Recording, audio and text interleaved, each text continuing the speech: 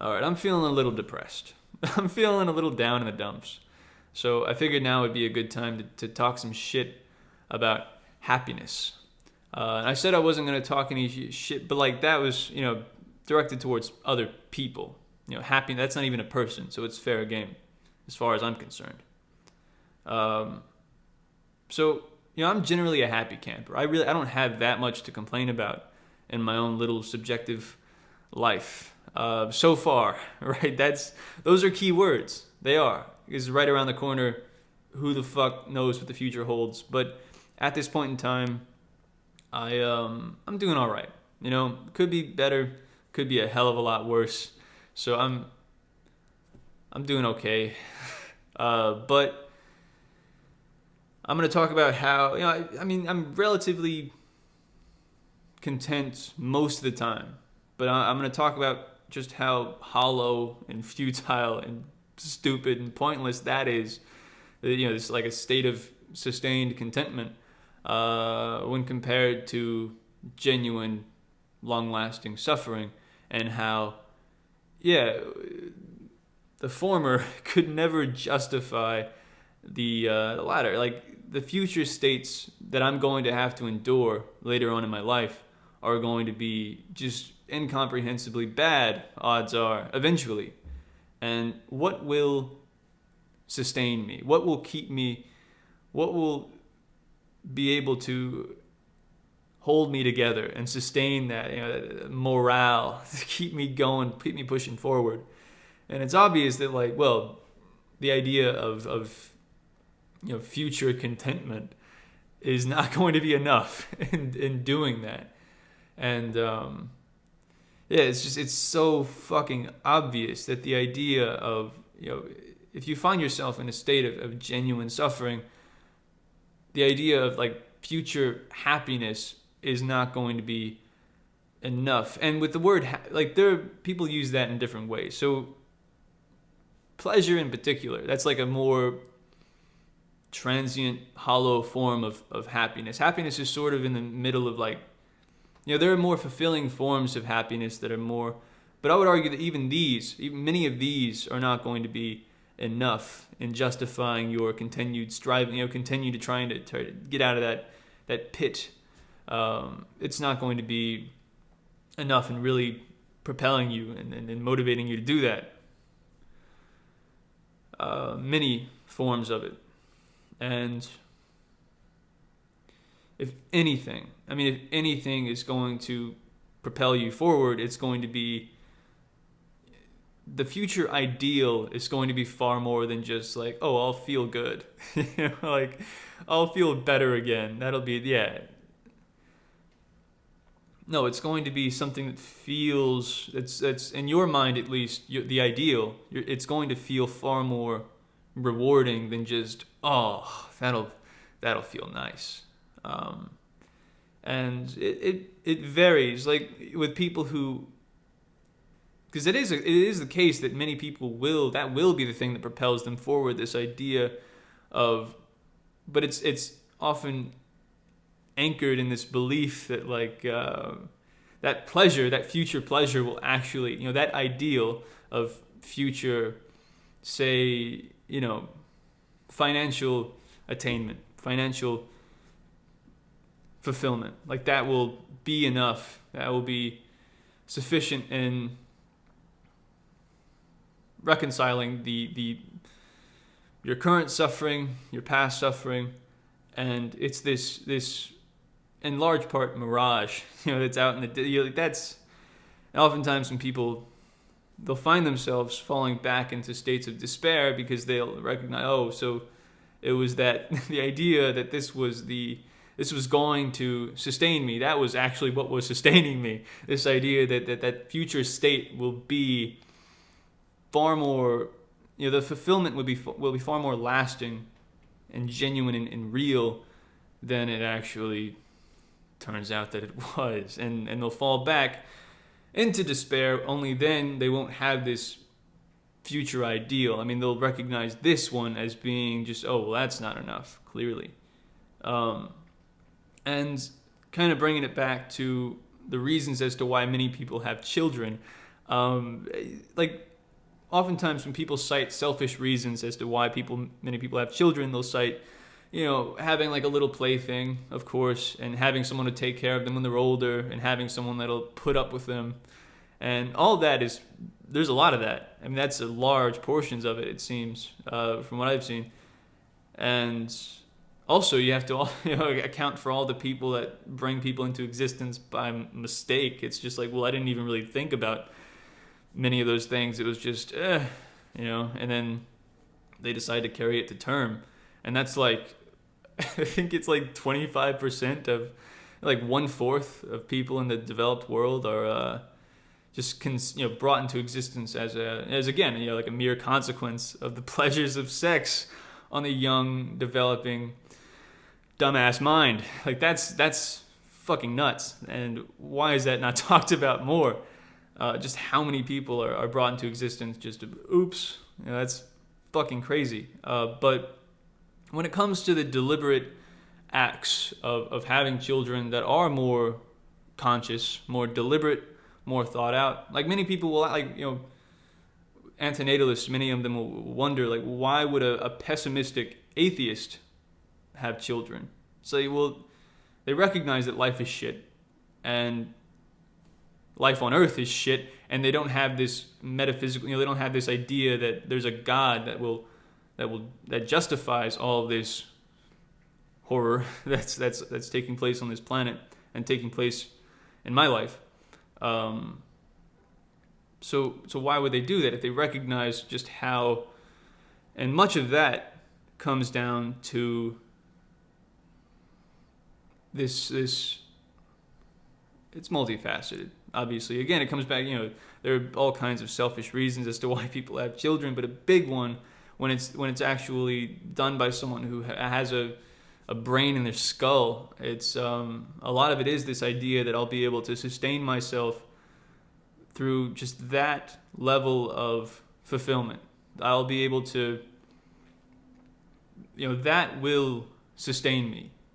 I mean, what greater form of incentive is there to strive for that ideal future in your head? Like, and that'll vary. I mean, plenty of people don't really give all that much of a fuck about their own kids, and that's as plain as day. But the people who do, like, that's going to be just a very powerful driving force and helping them to attempt to continue to crawl out of that pit.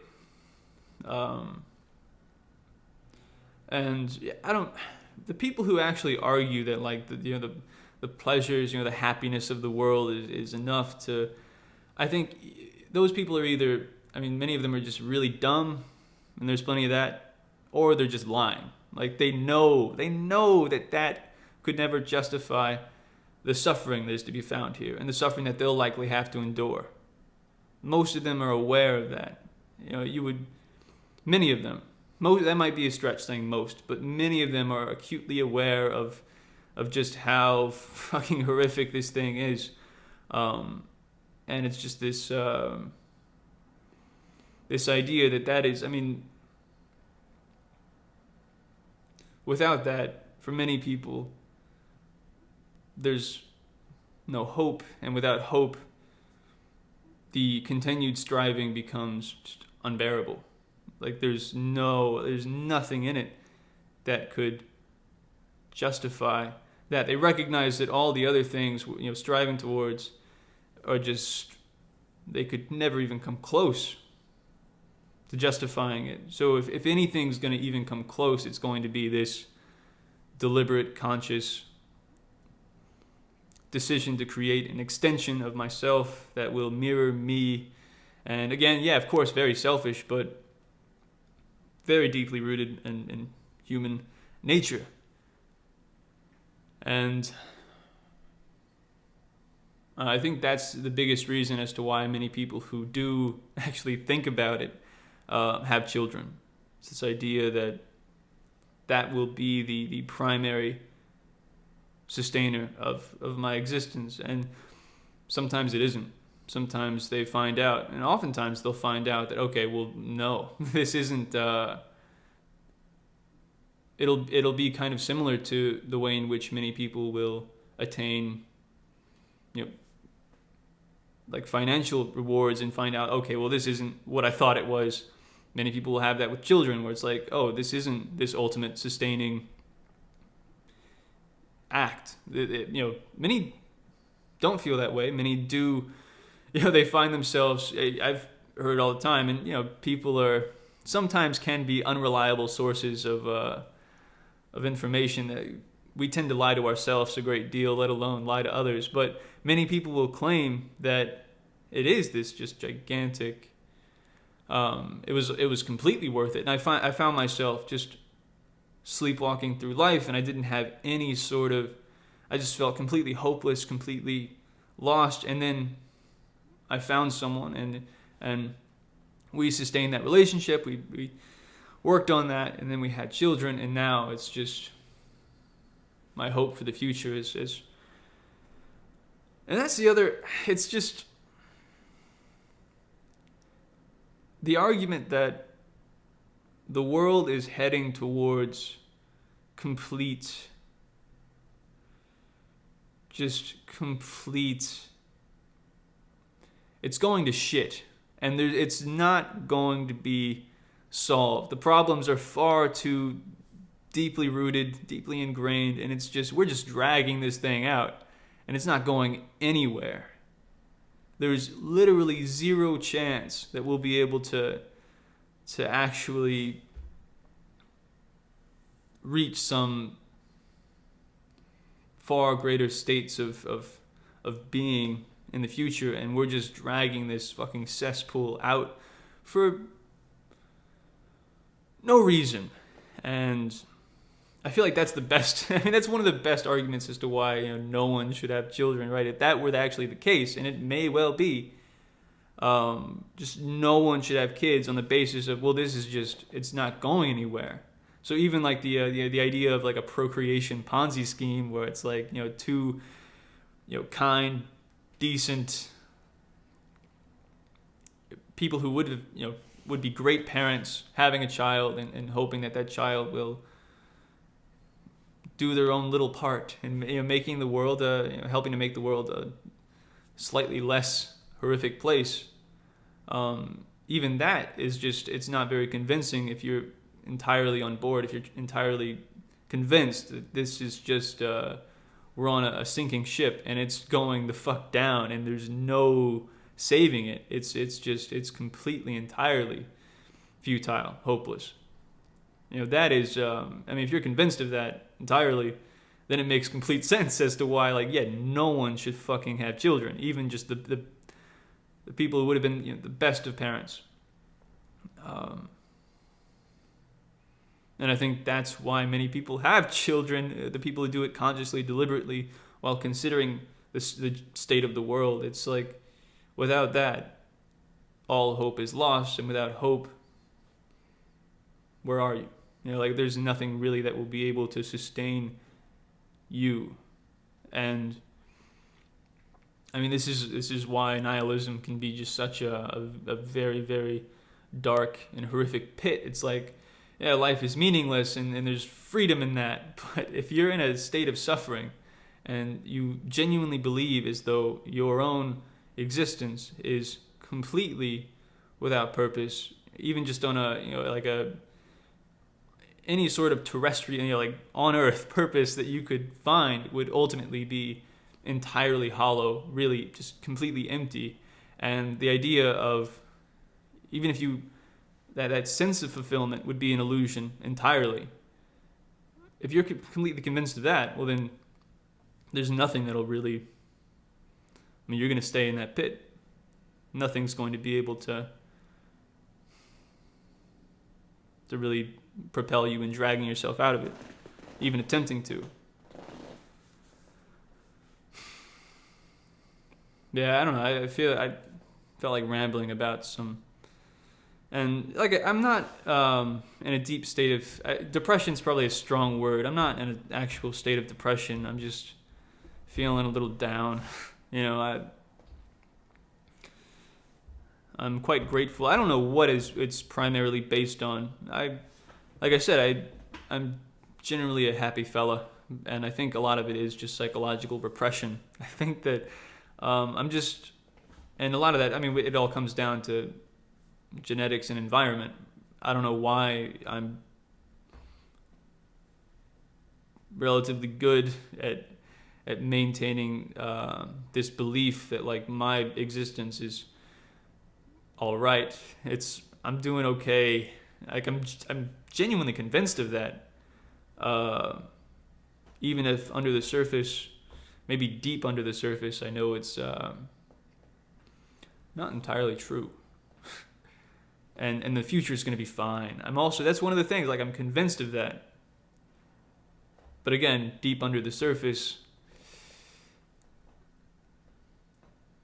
if I was to, I catch glimpses of it, I find. In moments of, like I meditate a lot. So I'll find myself catching glimpses of these fears of futility and my existence being just a complete, life being a joke, and this is all for nothing, and those sorts of feelings begin bubbling up a little bit, but I'm able to just keep them at bay. I'm able to keep them pretty far away. I don't know how long that'll last for, but hopefully I'm able to maintain my little psychological repressions for quite some time. Like, my health has been kind of shitty lately, and that's one of the things that has been, I do feel like, I'm able to sort of detach, I guess, from the reality of what this is and where this is headed and all that. And that's a gift in of itself when compared to the alternative of coming closer and closer to seeing the world as it really is, or as it. I mean, there's no real getting around that. You take a moment to look around, and I mean, if you spend some time ruminating on what's taking place here on this planet, and it's hard not to. I mean, it should be impossible not to at least recognize it from a distance, that this thing is a pretty messy thing.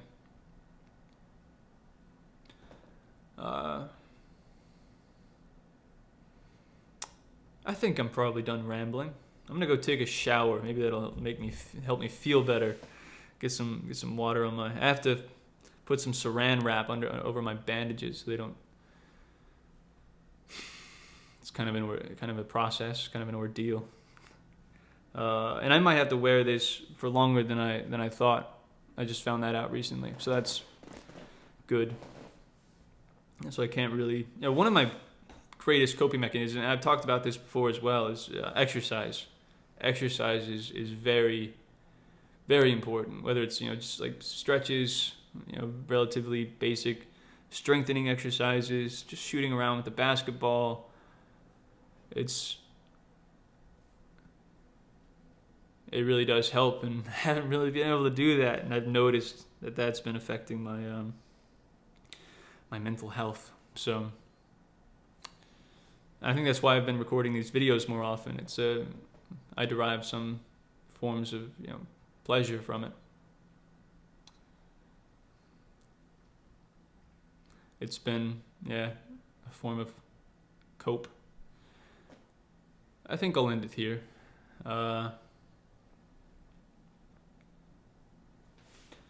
That's one of the reasons why, like, the quite conscious people deliberately have children. I think one of the biggest ones is just this idea of, well, without that, what will sustain me in times of genuine suffering? And it's like, well, not a whole lot.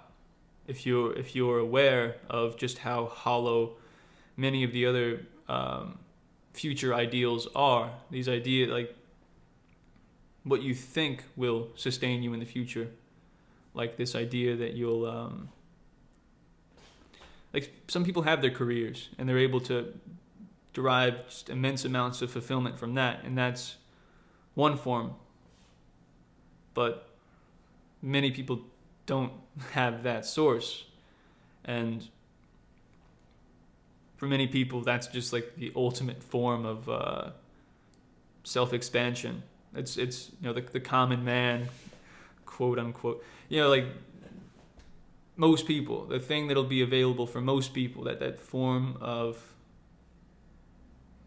it's the closest thing to a grasping, like a semblance, a tiny shred of immortality that one could ever. And of course, it's a fucking long shot from actual immortality. It won't save you from the sun exploding. And on that note, I'll leave it there. That's fine. Yeah, that's it.